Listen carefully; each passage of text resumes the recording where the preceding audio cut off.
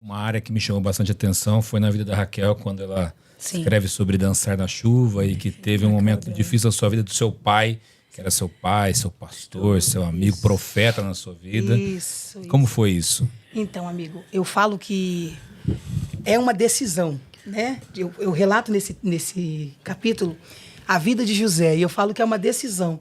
Você viver a dor, morar na dor, ficar na dor ou utilizar aquela dor para crescer, para avançar, para romper.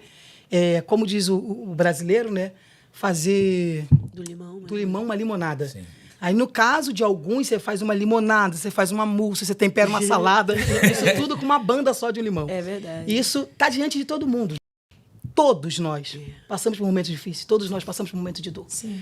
E eu olhei para aquele tempo, para aquela dor, para aquela depressão. E em Deus eu decidi viver aquilo que Ele tinha para mim.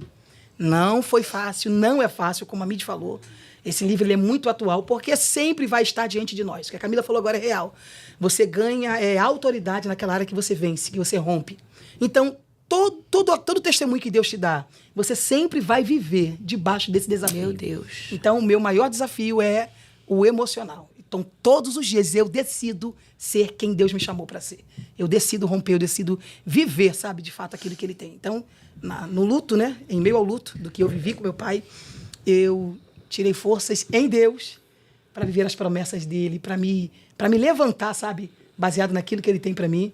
E isso tem abençoado não só a minha vida diretamente, mas a vida de milhares de pessoas que chegam para mim e testemunham e falam: olha, Raquel, a tua alegria.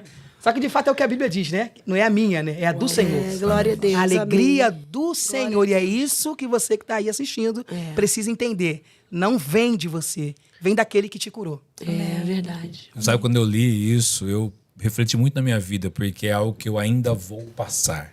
Uau. Meus pais ainda são novos, 60 anos, aquela que começa a 64 anos. E eu pensei, quando eu li isso, me fez refletir, sabendo que um futuro desse me espera. Meu Deus. E que também não é fácil, é um momento difícil de dor pra gente. É importante dizer isso, eu senti de dizer isso enquanto a Raquel estava falando, porque o capítulo dela tem esse poder de te levar à reflexão da perda, da dor, do luto, do viver sem. E compreendendo que em Deus, como diz o podcast, né? Plenitude. Há toda a plenitude de sentimento que não pode mais ser saciado por alguém. Mas eu queria muito frisar isso aqui hoje, que é uma coisa que eu acho que a gente ainda não falou. Porque a gente fala do luto e tal, e a Raquel fala, e dá a impressão de que ela perdeu o pai dela já com uma família, de que ela perdeu... E o contexto é que você tinha quantos anos, amiga? De 12 para 13 anos. De 12 para 13 anos, uma família toda cristã, e o pai dela era pastor. Ou seja, a referência de todo mundo era então, ele. a gente está falando de um contexto assim bem pesado no sentido de peso de glória, de muita coisa envolvida no meio de tudo isso, para que as pessoas entendam o nível da dor. Não que dor se compara, mas a gente está falando de muita dor, né? Sim, é pastor, o mantenedor da casa, né, o pai. E ela caçula. E ela caçula. E ela caçula. Uhum. É muito sério isso, é muito sério.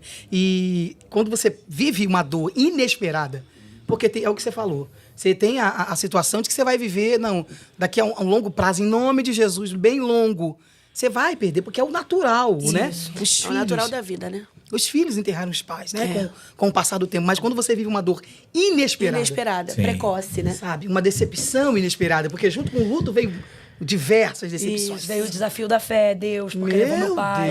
Meu Deus. É porque nós fazemos projeção de um futuro com a nossa família, com os nossos pais. Então a gente faz uma projeção. Poxa, quero viver muitos anos, quero curtir muita coisa junto, quero aproveitar muita coisa junto, né? Então, quando você vive essa dor... E é aí, amigo, é exatamente aí que você vai conhecer o Deus Pai, sabe?